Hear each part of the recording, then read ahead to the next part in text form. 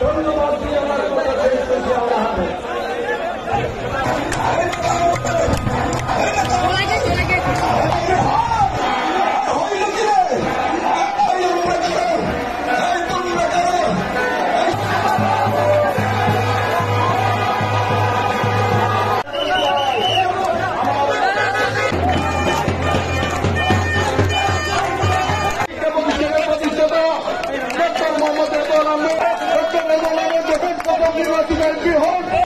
আমার যে সমস্ত ভাইরা আবু সাইদ মুগ্ধ সহ শাহাদাত বরণ করেছেন, হসপিটালে আহত অবস্থায় চিকিৎসাধীন আছেন এবং যাদের অঙ্গহানি হয়েছে, তাদের সকলের প্রতি আমি শ্রদ্ধা জানাই।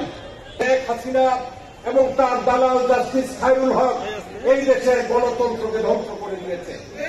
আপনাদের সাথে ছিলাম, আপনাদেরকে নিয়ে চাঁদিনার বিভিন্ন জায়গাতে মিছিল, মিটিং, আন্দোলন, সংগ্রামে লিপ্ত ছিলাম এবং আমরা বিজয় লাভ করতে পারি নাই।